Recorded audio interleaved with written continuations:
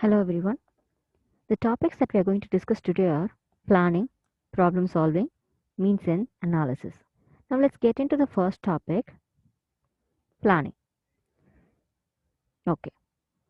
There is a difference between planning a problem and solving the problem. Now let's see what is planning the problem. No, it is nothing but a sequence of actions. No, how are you going to solve that problem? No, actually solving a problem is like implementing the actions, right?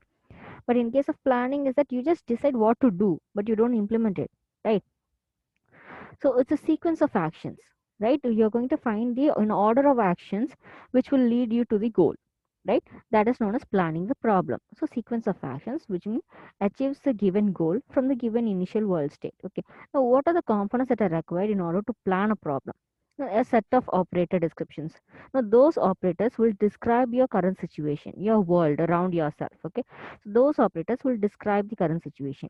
And then the initial state, and then you have the goal state description. Okay, so you have your start state and also you know your goal state, and also you have no other operators that explain the current situation.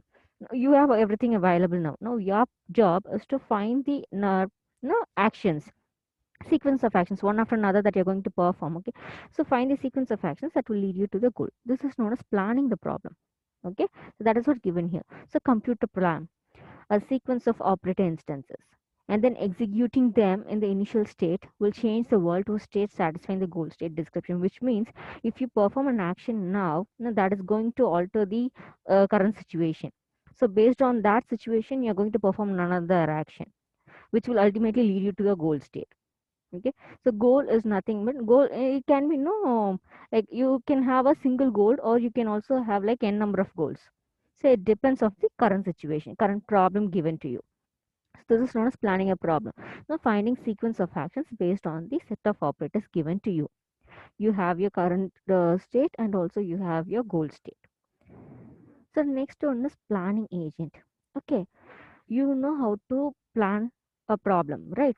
Now what is the role of this agent? Now this agent is responsible for creating the plans, the finding the sequence of actions to solve the problem. Okay, so this agent interacts with the real world, okay, via perceptions and actions, which means perception is nothing but it assesses the world, it senses the world using the data can be collected using sensors or anything, okay, or by direct visualization. Okay, so perception means sensing the world and assessing the situation, no finding or judging the situation, and also gathering the data about the current situation. And also actions. Actions means what the agent is going to implement, what the agent is going to do in the domain context. Okay, so all these things are done by the agent. The agent interacts with the real world, that is the current situation, via the perception and actions. Okay, so this agent is responsible for planning, right? As I told you. Now, planning involves reasoning. What do you mean by reason? Why are you going to do this action? Now, what is the result of this action going to be? Okay, so the planning involves reasoning. You have to give a proper reason. You have to give the justification. Only then you can pick up that particular planning solution and then implement it to reach your goal. Okay. Now, okay, reasoning, you know that. Okay, now how do you represent it to the world? Okay, so reasoning involves the representation, okay, of the world that the agent has. Okay, the current scenario is there, is given to the agent, and the agent should give the proper reasoning which is based on the representation, how it is going to represent it. That will give the reason. Okay, so that representation is based on no diagrams, based on flow charts, or based on the operators. It has to describe the representation varies based on the different types of problems given to you. Okay, that is reason. Okay, in order to achieve your goal, there are two different types of constraints that you have to solve. One is hard constraint, and the next one is soft constraint. What do you mean by hard constraint? The objects that have to be achieved completely, it is mandatory. Only if you solve this constraint, you can move to your next level. Those type of constraints are known as hard constraints. Whereas soft constraints, no, you don't have to completely solve all these constraints. You don't have to solve them. You can try your level best to solve those constraints as much as possible. Try your level as much as possible to solve those constraints. It's not mandatory that you have to complete them in order to move to your next level. It is okay if you can't solve them. Okay, but try as much as possible to solve those constraints. Now, there are these two different types of constraints. One is hard constraint and soft constraints. So the next is, what is the difference? Okay, you have understood what is planning and the role of the planning agent and all. Okay, what is the difference between planning and problem solving? As I told you in the earlier slide itself, planning is it, finding the sequence of actions to be performed in order to reach your goal, whereas problem solving is the actual implementation of those actions, right? So that is what I explained in this slide. Planning agent is very similar to problem solving agent. Okay, this agent is going to implement the actions, whereas this agent is going to find the actions. So that is the difference between planning and problem solving. Now, planning is more powerful because of the representations and methods used. Why? Okay, it is very easy to implement something that is given to you. Okay, finding a solution is the most difficult task, right? For example, let's take that you have been given a problem to solve, a mathematical problem. Okay, you, and also you have given like n number of steps to solve it. Okay, it is very easy to apply those formulas to your method and then get the output, but finding that formula is more difficult. Understood, right? So the same thing is given here. Planning is more powerful because of the representation and methods used. Okay, search. Okay, the search space. No, as I told you in planning, what do? You find sequence of actions to reach your goal. Now you have like n number of solutions available. It's a bag of solutions. You have n number of solutions available, and your job is to pick the optimal solution from that. Now, this for that you need a search method. Only using the search method, you're going to find the optimal solution. Now, that space is known as plan space. It is not a state space, plan space. Now, what is the difference between plan space and state space? State space is nothing but it has a set of operators that describes the current situation.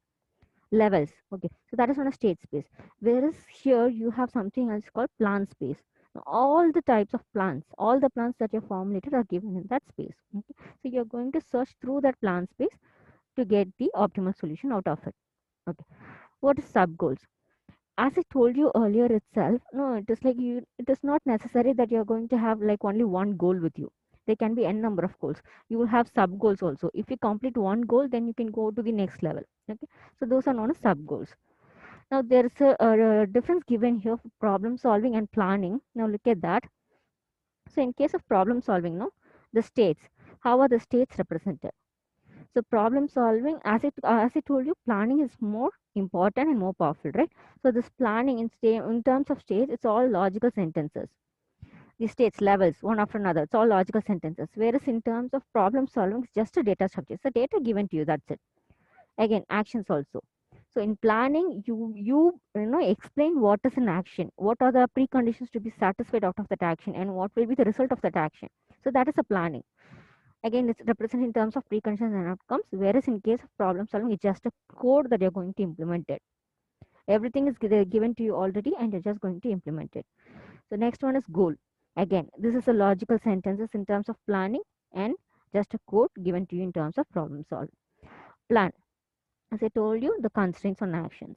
Okay, so this is the difference between problem solving and planning. We'll move to the next one, means and analysis. Okay, as I told you, no, the search strategies, and the search strategies say that there are generally two different types. One is forward or backward. You either move in the forward direction to reach your goal, or you move in the backward direction to reach your goal. Okay, there are only two different. These are the two general strategies. There's something new strategy called mixed strategy. It's a third strategy. Okay, what do you generally do with this? You don't move in the forward or backward. Instead, what you do is that you try to find the major parts of the problem first, and you try to solve them. You get outcomes out of that, right? And you try to combine them together, combine all the goals together. Okay, so it's like dividing a problem, okay, into major parts, and then combining all the goals together. So this such technique is known as mixed strategy. This is known as means ends analysis method. Okay, you find the major parts of the problem first and then solve the smaller problems by combining it together. So this is the third method.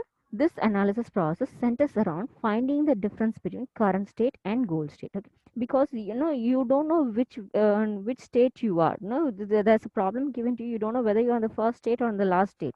You generally find the major part of the problem, solve it, and then go to the smaller part of the problem. The major part of the problem can be either in the starting state itself or in the end state.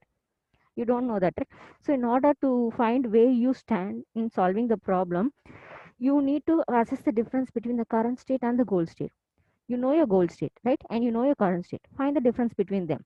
If it's smaller value, then it means that you're closer to your goal. If it's a larger value, then it means that you're farther away from the goal. Okay, so it's a difference function available in this method. The problem space of means and analysis has initial state, one or more goal state, the set of operators that explain the current situation, okay, the preconditions to be solved, and then the difference function. Why is this difference function used? This difference function is used to calculate the difference between, the distance between the current state and the goal state. It will tell you where you are from your goal, where you stand from your goal state. Okay, so these are the problem space for this method, search strategy. Next is, what are the assumptions that is made in this strategy method? The first one is atomic time. That is, each action is indivisible, which means, let's say that you are solving one given action. For example, let's take a block example. Okay, you are supposed to move a block 1 onto the block 2, on top of block 2. Okay, so your job is to move block 1 to the top of block 2, right? And if you're performing this action, you either have to, you know complete that action in order to start the second action, or you shouldn't start this action at all. If you, once you've started the action, you have to complete it, and then only you can move on to the next action. So that is what I explained here, atomic time. That is, each action is indivisible. You cannot stop the action in between. You cannot pause the action and do the next action. Either you have to complete it or don't even start the action. Okay, so that is known as atomic time. The next one is no concurrent actions are allowed. That is, you cannot perform two or more actions at the same time. Do it one by one, one after another. Okay, no two actions can be done at the same time. And then deterministic actions. So the result of actions are completely different because you already know the outcome of the action. You have planned it already.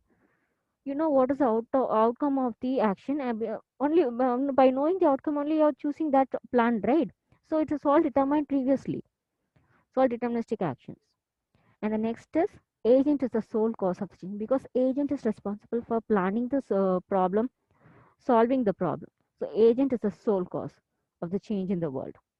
Okay, and closed world assumption, as in, no, what the agent is responsible for assessing the world, right? To find the data out about the current situation.